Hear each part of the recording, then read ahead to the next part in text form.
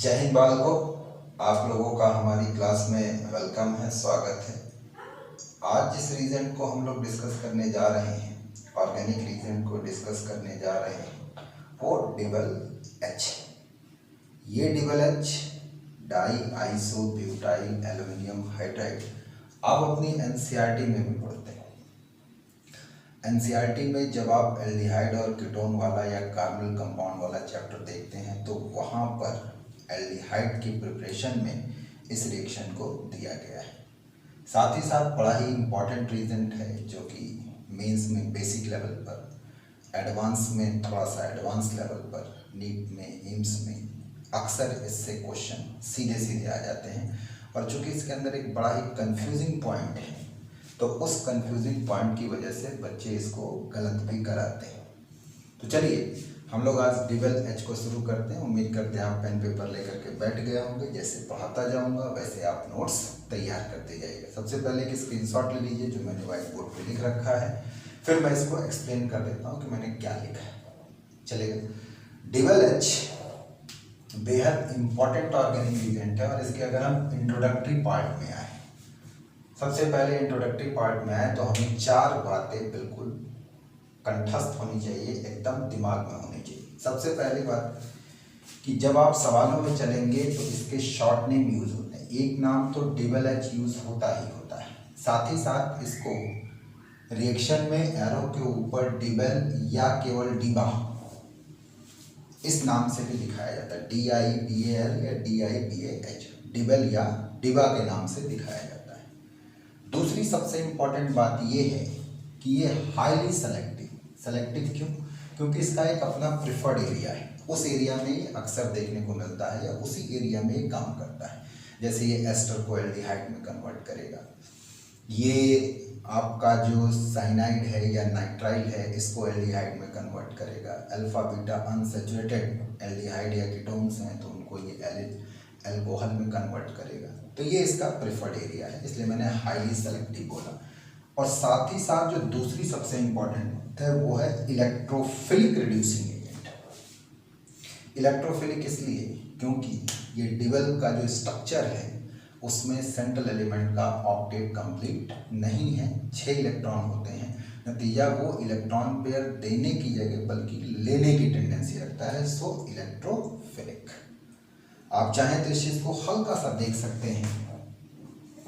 ये एल्युमिनियम है और ये रहा आपका आइसोब्यूटाइल ग्रुप 1, ये रहा आइसोब्यूटाइल ग्रुप 2 और ये रहा हाइड्रोजन।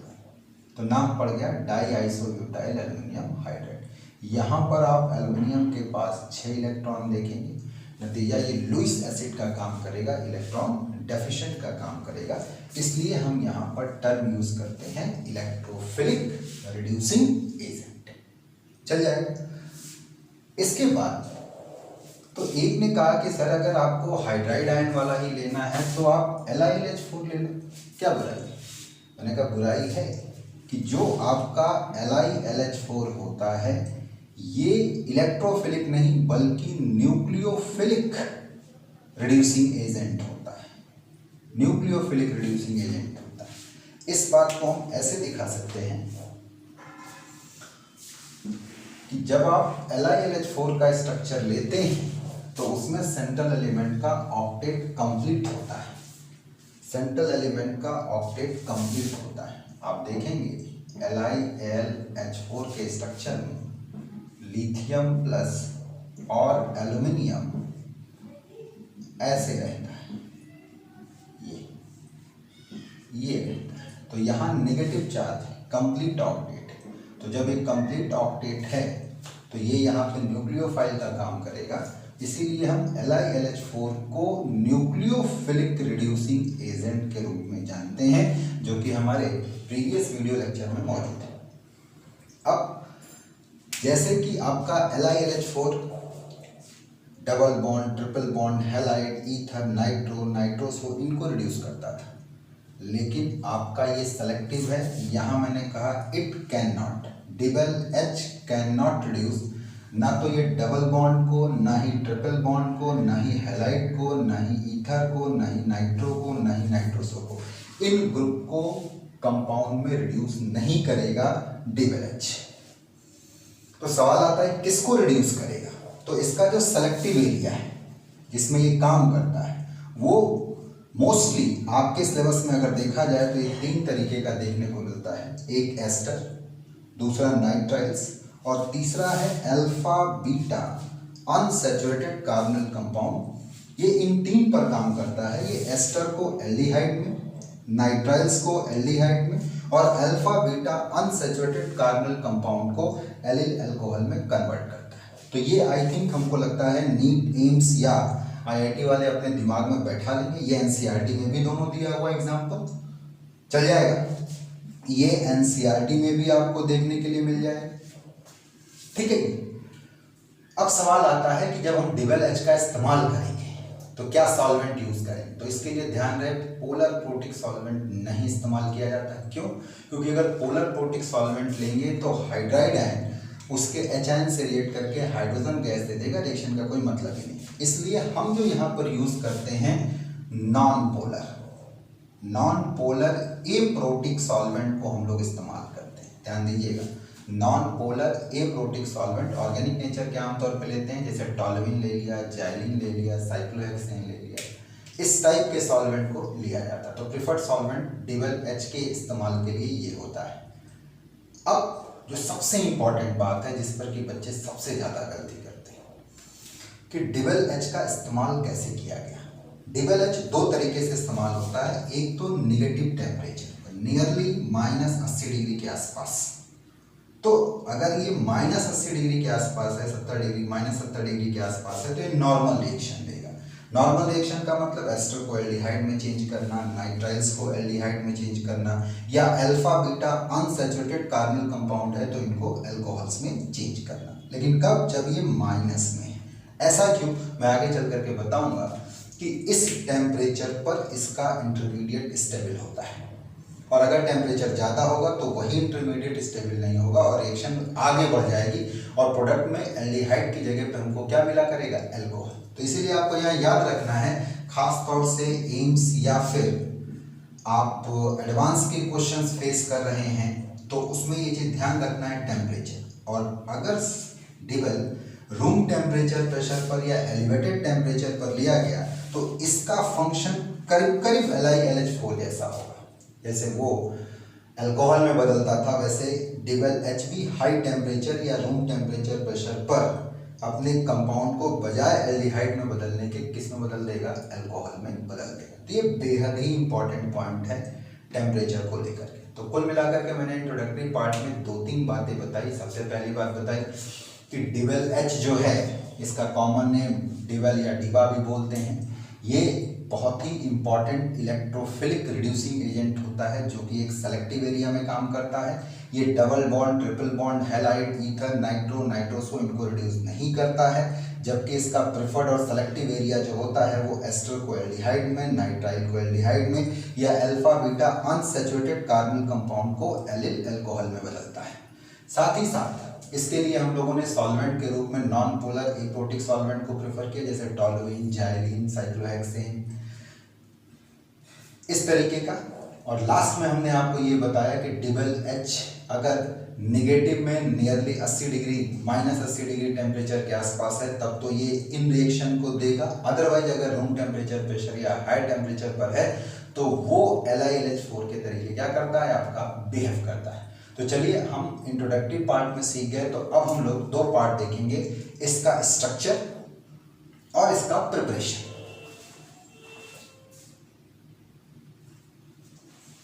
तो हम लोग अब स्ट्रक्चर पर डील करेंगे डबल एच का, कि डबल एच का स्ट्रक्चर क्या होता है। तो सबसे पहले तो आप ये जान लीजिए कि डबल एच का जो पूरा नाम है die isobutyl aluminium hydride, die isobutyl aluminium hydride. तो मैं आपको बता दूं कि ये कंपाउंड बेसिकली ऑर्गेनोमेटेलिक हाइड्राइड है, ऑर्गेनोमेटेलिक हाइड्राइड हम लोग ये कह सकते हैं। तो अब अगर ये ऑर्गेनोमेटेलिक हाइड्राइड है तो आइसोब्यूटिल ग्रुप को आप जानते हो, हम इस तरीके से आइसोब्यूटाइल ग्रुप को जानते हैं। तो इसको एक लिखने का तरीका ये भी होता है बॉन्ड लाइन सिस्टम में कि आप ये ले लें और ये ऐसे करके ऐसे बना दें, चलेगा। तो ये भी आपका एक डाई आइसो, ये एक आइसो ब्यूटाइल ग्रुप का लेवल हो गया, ऐसे चलेगा। तो आप इसको ऐसे दिखा दीजिए या इसको बॉन्ड लाइन सिस्टम में ऐसे दिखा दीजिए यहाँ पर, या इसी को आप IBU से भी लिख दीजिए, I फॉर आइसो और BU फॉर ब्यूटाइल। तो ये सभी सिंबल एक ही तरीके से आइसो ब्यूटाइल ग्रुप को रिप्रेजेंट कर रहे हैं। तो अब इसको दिखाने का तरीका ये है कि हमने क्या किया कि एक एल्यूमिनियम लिया और इस एल्यूमिनियम से दो आइसो ब्यूटाइल ग्रुप को बॉन्ड लाइन सिस्टम से दिखाया है। इसको आप ऐसे दिखाना चाहें तो ऐसे दिखा दें, या आप इसी को पार्शियल सिस्टम से दिखाना चाहते हैं तो ऐसे भी दिखा दें, बात पर कोई फर्क नहीं पड़ेगा। इस पूरे को अगर आप चाहें तो IBU से भी लिख सकते हैं, ये आइसोब्यूटाइल को चलेगा, या इसको आप अलग अलग करके नहीं तो एक साथ करके आप ऐसे दिखा सकते हैं। तो डबल H का जो स्ट्रक्चर है वो इस तरीके से दिखाई पड़ता है। और यहाँ एक बात बड़े ध्यान से आप देख सकते हैं कि एल्यूमिनियम ने 3 बॉन्ड बनाए हैं, यानी कि 6 इलेक्ट्रॉन हैं, और ये बाय नेचर लुईस एसिड का काम करेगा, इसीलिए ये एक इलेक्ट्रोफिलिक रिड्यूसिंग एजेंट है। कैसा है? इलेक्ट्रोफिलिक रिड्यूसिंग एजेंट चलेगा। अब चूंकि ये लुईस एसिड है, इसके पास 6 इलेक्ट्रॉन है या ऑक्टेट इसका कंप्लीट नहीं है, तो इस वजह से ये डाइमर या ट्राइमर बनाने की टेंडेंसी रखता है। तो इसका जो डाइमरिक फॉर्म है वो इस तरीके से आपको देखने के लिए मिलेगा कि जो दोनों की हाइड्रोजन है वो अबव और बिलो द प्लेन पाई जाती है, और जो बॉन्डिंग ये यूज करता है वो होता है 3 सेंटर्ड 2 इलेक्ट्रॉन बॉन्ड। इसी को आप बनाना बॉन्ड भी कहते हैं या टाउ बॉन्ड भी कहते हैं। बनाना बॉन्ड कहिए, टाउ बॉन्ड कहिए। तो ये इस तरीके से 2 डबल H की यूनिट आपस में इस बॉन्ड के थ्रू जुड़ती है। यहाँ एक खास बात है कि दोनों एल्यूमिनियम के बीच में कोई डायरेक्ट बॉन्डिंग नहीं है, यहाँ पे अबव और बिलो द प्लेन बॉन्डिंग है, और वो भी कैसा? 3 सेंटर्ड 2 इलेक्ट्रॉन बॉन्ड, किसके थ्रू? ब्रिज हाइड्रोजन के थ्रू चलेगा। तो आप यहाँ पर अगर डबल H का वर्किंग फंक्शन समझना चाहते हैं तो आपको थोड़ा सा इसे LiLH4 से कंपेयर कर लेना होगा। लिथियम एल्यूमिनियम हाइड्राइड से इसको कंपेयर करना होगा, तब बात खुल करके सामने आएगी। होता क्या है कि जो लिथियम एल्यूमिनियम हाइड्राइड है और डबल H है, ये दोनों ही रिड्यूसिंग एजेंट है, लेकिन जहां पर इसका नेचर न्यूक्लियोफिलिक रिड्यूसिंग एजेंट का होता है, इसका नेचर इलेक्ट्रोफिलिक रिड्यूसिंग एजेंट का होता है। और ये बात बाकायदा इनके स्ट्रक्चर से समझी जा सकती है। जैसे एल्यूमिनियम हाइड्राइड में LiLH4 में एल्यूमिनियम का ऑक्टेट कंप्लीट होता है, और साथ में एल्यूमिनियम पर नेगेटिव चार्ज, ये 8 इलेक्ट्रॉन लगता है। Complete octet, complete octet. So act as nucleophilic reducing agent.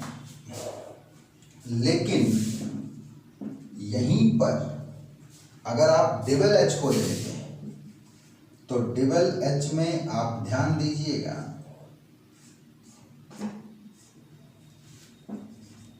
यहां इसके पास 6 इलेक्ट्रॉन इन कंप्लीट ऑक्टेट, और ये किसका काम करेगा? लुईस एसिड का। So act as electrophilic reducing agent. तो मेरी इस बात को ध्यान रखें कि जब भी डबल H को काम करना होगा तो सबसे पहले जो भी आप एल्डिहाइड या कीटोन या फिर एस्टर लेकर के चल रहे हैं, तो ये इसके न्यूक्लियोफिलिक वाले सेंटर से सबसे पहले ये बॉन्ड बनाता है।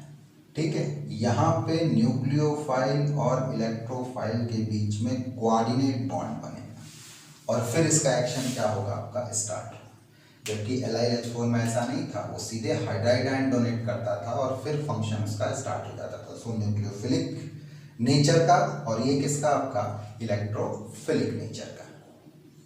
बोलो भाई चलेगा। अब हम लोग देखेंगे कि DeWelch वर्क कैसे करता है।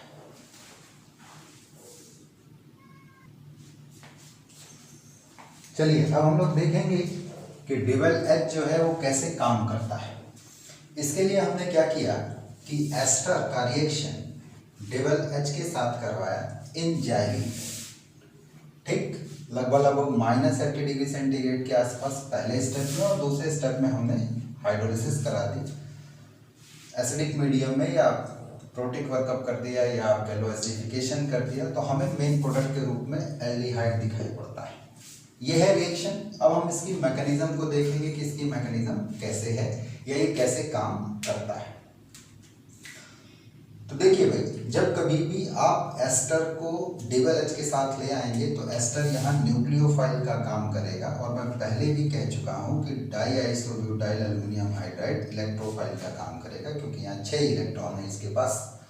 तो ये एस्टर के कार्बोनिल ग्रुप का जो ऑक्सीजन है वो अपना लोन पेयर सीधे एल्युमिनियम को डोनेट करेगा, और यहाँ पर एडक्ट का फॉर्मेशन होगा न्यूक्लियोफाइल और इलेक्ट्रोफाइल के बीच, कोऑर्डिनेट बॉन्ड बनेगा। आप जानते हैं कि हम इस कोऑर्डिनेट बॉन्ड को कोवेलेंट बॉन्ड के रूप में भी दिखा सकते हैं। तो डोनर पर पॉजिटिव और एक्सेप्टर पर नेगेटिव आ जाएगा।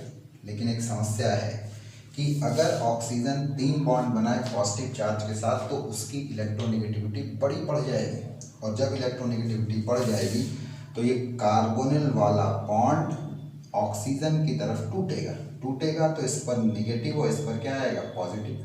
पहले से ही पॉजिटिव है तो नेगेटिव लेकर के ये न्यूट्रल हो गया। बोलो भाई, तो ये अगर न्यूट्रल हो गया यहाँ पर तो यहाँ पॉजिटिव चार्ज बचेगा, चलेगा, और साथ में ये नेगेटिव यहाँ बचा हुआ है। तो आप अब देख रहे हैं कि ये कार्बन बेहद इलेक्ट्रॉन डेफिशिएंट है, और ये एल्युमिनियम अपना ऑक्टेट करीब करीब अब पूरा कर चुका है बिकॉज ऑफ बैक बॉन्डिंग के थ्रू। तो ये हाइड्रोजन बड़ी आसानी से, आप देखेंगे ये हाइड्रोजन बड़ी आसानी से यहाँ इस कार्बोनिल इलेक्ट्रॉन डेफिशिएंट सेंटर पर अटैक करेगा, और अटैक करने के बाद ये टेट्राहेड्रल इंटरमीडिएट बनाता है।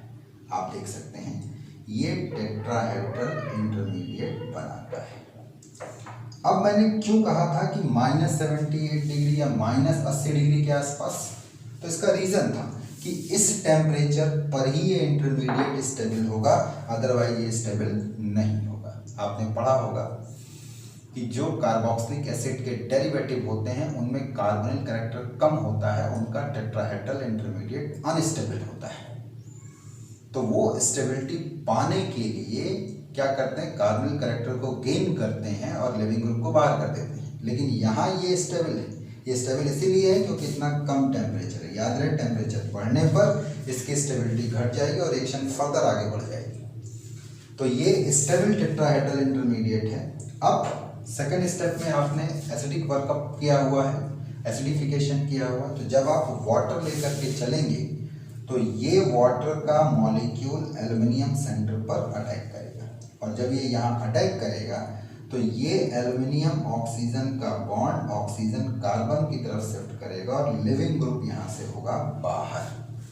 तो जैसे ही ये बाहर होगा तो हमारा मेन प्रोडक्ट किसके रूप में दिखाई पड़ेगा, एल्डिहाइड के रूप में दिखाई पड़ेगा। तो यहाँ ये बात बहुत इंपॉर्टेंट है कि नेगेटिव में आपको टेम्परेचर लेके चलना है, तभी ये इंटरमीडिएट स्टेबल होगा। नहीं तो ये एल्डिहाइड फर्दर अल्कोहल की तरफ बढ़ जाएगा और बजाय एल्डिहाइड मिलने के अल्कोहल मिलेगा। इसीलिए low temperature near to -80 degree के आसपास, तभी हमको ये दिखाई पड़ेगा। चलेगा। चलिए अब हम लोग ये देखेंगे कि किन कंपाउंड को किस टेम्परेचर पर और कितना मोल खर्च करके ये क्या बनाता है। तो ये बात अगर आप मेमोरी में भी रखते हैं तो आपको बहुत ज़्यादा मैकेनिज्म नहीं बनानी पड़ेगी। बस सवाल देखा, टेम्परेचर देखा, नंबर ऑफ इक्विवेलेंट DeWelch के देखे और सीधे प्रोडक्ट क्या कर दिया, आपका टिक कर दिया। तो लगभग सभी बच्चे याद रखते हैं, आप लोग भी याद कर सकते हैं। मैं अभी लिस्ट बनवा दे रहा हूँ।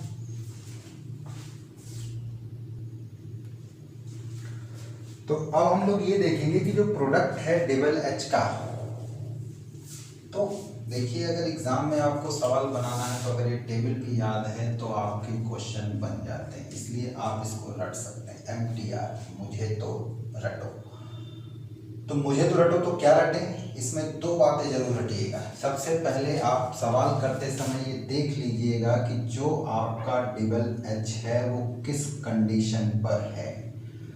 अगर वो नेगेटिव टेम्परेचर पर है तो उसका यूजुअल फंक्शन मिलेगा, लेकिन अगर रूम टेम्परेचर प्रेशर या हायर टेम्परेचर पर है तो बात बिगड़ जाएगी। जैसे डबल एच एस्टर के साथ अगर -78 डिग्री या -80 डिग्री के आसपास टेम्परेचर पर है तो उस समय प्रोडक्ट एल्डिहाइड होता है, लेकिन इन कंडीशन में प्रोडक्ट आपका अल्कोहल होता है।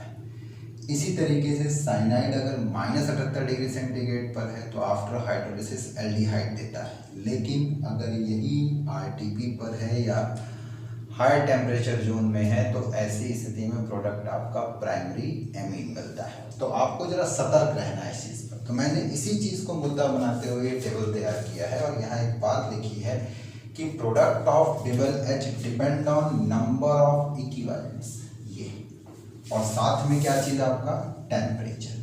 तो नंबर ऑफ इक्विवेलेंट और टेम्परेचर को ध्यान रखना है। रिएक्टेंट में मौजूद फंक्शनल ग्रुप किस प्रोडक्ट में बदलेगा, रिएक्शन की कंडीशन मतलब कि कितने इक्विवेलेंट हम यूज कर रहे हैं और क्या कंडीशन है टेम्परेचर की। तो ध्यान दें आप, सबसे पहले मैंने रेड जोन वाला रखा है। क्यों रखा है, क्योंकि आपके दिमाग में एक बात बैठी हुई है कि डबल एच तो एस्टर को एल्डिहाइड में, साइनाइड को एल्डिहाइड में आपका कन्वर्ट करेगा। लेकिन ध्यान दें आप, ये रेड वाले खतरनाक हैं, इसीलिए मैंने रेड कलर से लिख रखा है। एल्डिहाइड अल्कोहल में, कीटोन अल्कोहल में और एक एक इक्विवेलेंट यूज किए गए, लेकिन डबल एच किस पर है, हाई टेम्परेचर या रूम टेम्परेचर प्रेशर पर है या निगेटिव टेम्परेचर पर नहीं है। इसी तरीके से अगर मैं कार्बोक्सिलिक एसिड ले रहा हूँ तो 1 मोल नहीं बल्कि 3 मोल खर्च होगा यहाँ पे और अल्कोहल प्रोडक्ट के रूप में दिखाई पड़ेगा। जबकि एस्टर अगर हम लेकर के चलें तो 2 टाइप के अल्कोहल दिखाई पड़ेंगे आपका, और 3 से 4 इक्विवेलेंट किसके खर्च होंगे, आपके डबल एच के खर्च होंगे और टेम्परेचर हायर जोन में रहेगा। इसलिए आप उनको ध्यान रखिएगा कि डबल एच होने के बाद भी यहाँ हमको एल्डिहाइड नहीं मिल रहा है। अब जो यूजुअल फंक्शन है वो आप देख सकते हैं। अगर हम कार्बोक्सिलिक एसिड ले रहे हैं लोअर टेम्परेचर या नियर टू -80 डिग्री के आसपास तो ये एल्डिहाइड में कन्वर्ट कर रहा है। एस्टर ले रहे हैं तो उसको भी एल्डिहाइड में कन्वर्ट कर रहा है। साइनाइड ले रहे हैं तो उसको भी एल्डिहाइड में कन्वर्ट कर रहा है। लेकिन ध्यान दो, यही साइनाइड अगर रूम टेम्परेचर और प्रेशर पर है तो 1 नहीं 2 इक्विवेलेंट खर्च होंगे और प्रोडक्ट तुम्हारा प्राइमरी एमीन के रूप में क्या करेगा, आपका दिखाई पड़ेगा। तो इस बात को ध्यान रखना। लास्ट में हमने अल्फा बीटा अनसैचुरेटेड एस्टर लिया है, जिसको किस में कन्वर्ट किया है, एलिल अल्कोहल में। 2 इक्विवेलेंट डबल एच के खर्च हुए और टेम्परेचर जो है -80 डिग्री की लपेट में है आपका। तो हमें ये मेन ध्यान रखना है। सॉल्वेंट के रूप में वही, कहीं साइक्लोहेक्सेन लेगा, कहीं पेट्रोल लेगा, कहीं आपका बेंजीन लेगा, कहीं टॉल्यूइन लेगा, चलेगा। और सेकंड स्टेप में उसने क्या करा है, आपका हाइड्रोलिसिस कराई। तो ये आप, मुझे उम्मीद है याद कर सकते हैं, रट सकते हैं, तो सवाल चुटकी में देखते ही बन जाएगा। चलिए अब हम इसके एप्लीकेशन वाले पार्ट पर आते हैं, कैसे इसका एप्लीकेशन किया जाएगा। तो चलिए हम लोग सबसे पहले एप्लीकेशन पर आते हैं, जिसमें कि हम देखेंगे एल्डिहाइड, कीटोन, एसिड या एस्टर को करीब करीब 60 से 80 डिग्री सेंटीग्रेड टेम्परेचर प्लस में है, ध्यान दीजिएगा। सॉल्वेंट के रूप में टॉल्यूइन, जाइलीन, बेंजीन, हेक्सेनोन इसको लिया। और सेकंड स्टेप में एसिडिक वर्कअप अगर हम कर रहे हैं, एसिडिक हाइड्रोलिसिस कर रहे हैं, तो इन सभी के प्रोडक्ट आपको किसके रूप में दिखाई पड़ेंगे, अल्कोहल के रूप में दिखाई पड़ेंगे। तो हमने कुछ कंपाउंड लिया, जैसे पहला कंपाउंड मेरे पास में है एथिल मेथिल कीटोन, या आप इसको बोल सकते हैं ब्यूटेनोन 2। तो जब आप इसको लेकर के चलते हैं तो ये इस कार्बोनिल ग्रुप को फाइनली किस में बदल देगा, सेकेंडरी अल्कोहल में बदलेगा, यानी प्रोडक्ट बनेगा CH3CHOH CH2CH3, चलेगा। इसी तरीके से अगर आप ये दूसरा कंपाउंड लें जिसे आप सिनेमल्डिहाइड कह रहे हैं, क्या कह रहे हैं, सिनेमल्डिहाइड कह रहे हैं, बल्कि सिनेमल्डिहाइड नहीं बल्कि बोला जाए पैरानाइट्रोसिनेमल्डिहाइड। ये आपने प्रोडक्ट लिया तो ध्यान दें डबल एच इस ग्रुप को रिड्यूस नहीं करता, साथ ही साथ वो इस डबल बॉन्ड को रिड्यूस नहीं करेगा, तो वो किसको रिड्यूस करेगा, केवल इस कार्बोनिल ग्रुप को, और वो भी किसमें, आपका अल्कोहल में। तो बनने वाला प्रोडक्ट कुछ इस तरीके से दिखाई पड़ेगा, ध्यान दीजिएगा, इस तरीके से दिखाई पड़ेगा, ध्यान दें आप, CH2OH। चलेगा। इस तीसरे कंपाउंड को तो पहचानते ही हैं, ये कैम्फर है। तो कैम्फर में अगर आप ध्यान से देखें तो डबल एच केवल इस कार्बोनिल ग्रुप को अफेक्ट करेगा और अफेक्ट करके किसमें कन्वर्ट करेगा, अल्कोहल में, ऐसे।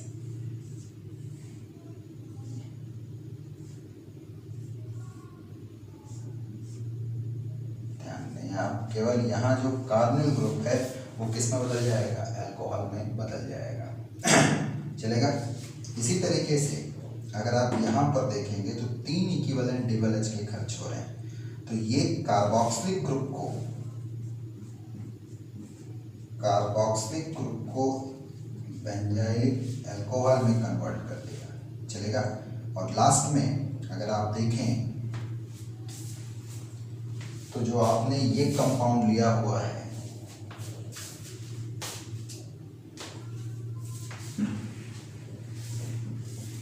आपने जो ये कंपाउंड लिया हुआ है, इसको ये 2 टाइप के अल्कोहल में बदलता है, CH2 C double bond O C2H5। चलेगा। तो ये यहाँ पर इसको कन्वर्ट करेगा CH2 CH2OH और साथ में हमको मिलेगा C2H5OH। ठीक है।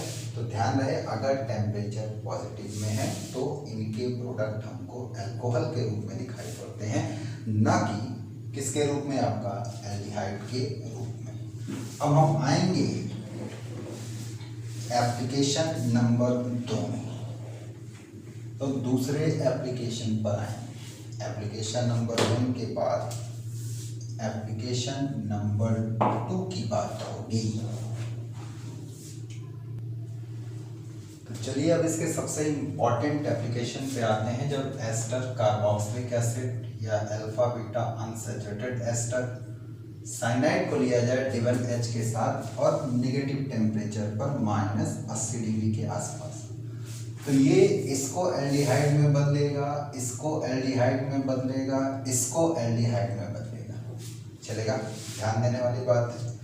सपोज करो मैंने ये लिया, एसिड लिया है, तो 2 इक्विवेलेंट डबल एच के खर्च होंगे नियर टू -80 डिग्री, और सेकंड स्टेप में जब आप हाइड्रोलिसिस कराओगे तो ये करस्पॉन्डिंग एल्डिहाइड में कन्वर्ट होगा, बाकी ग्रुप पे कोई फर्क नहीं।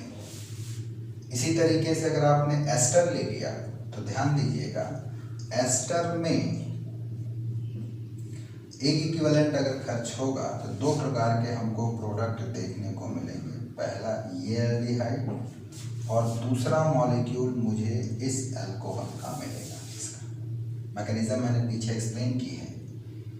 यही अगर हमने अल्फा बीटा अनसैचुरेटेड एस्टर ले लिया, अल्फा बीटा कैसे, ये रहा भैया फंक्शनल ग्रुप से जुड़ा हुआ कार्बन अल्फा, अल्फा से जुड़ा हुआ कार्बन बीटा, तब एक नहीं बल्कि 2 इक्विवेलेंट डबल एच के खर्च होंगे। और ध्यान दें कि इस पाई बॉन्ड पर कोई फर्क नहीं पड़ेगा, ये हिस्सा केवल अल्कोहल में बदलेगा एज सच।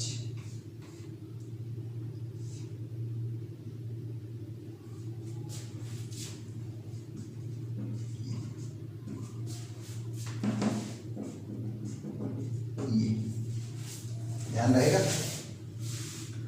अब अगर आप एल्किल साइनाइड ले रहे हैं तो यहाँ थोड़ा समझिएगा, अगर टेम्परेचर नेगेटिव में है तो पहले ये इमीन में बदलता है, और ये जो इमीन है ये एल्युमिनियम आइसोब्यूटाइल के साथ एडक्ट बनाता है, जो कि एसिडिफिकेशन पर, एसिडिक वर्कअप पे, एसिडिफिकेशन पे करस्पॉन्डिंग किस में बदल जाता है, एल्डिहाइड में बदलता है। लेकिन यही एल्किल साइनाइड या नाइट्राइल रूम टेम्परेचर प्रेशर पे लिया गया या एलिवेटेड टेम्परेचर प्रेशर पर लिया गया तो ये एल्डिहाइड में नहीं बल्कि प्राइमरी एमीन में बदल जाता है। चलेगा। तो अगर आप DLH के बारे में इतना जान रहे हैं तो आपका प्रॉब्लम रुकेगा नहीं, और बस वो टेम्परेचर वाला अगर आपने याद रखा कि रूम टेम्परेचर और प्रेशर पर ये अल्कोहल की तरफ जाता है जबकि निगेटिव टेम्परेचर पर ये एल्डिहाइड की तरफ जाता है, खास तौर से एस्टर साइनाइड या फिर अनसैचुरेटेड एस्टर को लेकर के चलने पर, तो आप इसमें निगेटिव कभी नहीं करेंगे, आपका सवाल सही होगा। तो उम्मीद करता हूँ बात को मेरा लेक्चर आपको पसंद आया होगा, समझ में आया होगा। क्वेश्चंस की प्रैक्टिस कर लीजिए, कभी सवाल गलत नहीं होगा। ठीक है, चलिए। और हाँ, एक चीज़ और है कि अगर लेक्चर पसंद आ रहे हैं तो एटलीस्ट सब्सक्राइब तो करो यार, कम से कम शेयर तो करो। शेयर करो, अपने फेसबुक वॉल पे शेयर करो या अपने ट्विटर हैंडल पे शेयर करो, ताकि आपके और दोस्तों तक मेरी बात पहुंचे और वो भी सीख करके अपने को लाइफ में कहाँ मूव करें, आपका आगे की तरफ मूव कर सकें। चलिए, जय हिंद। बात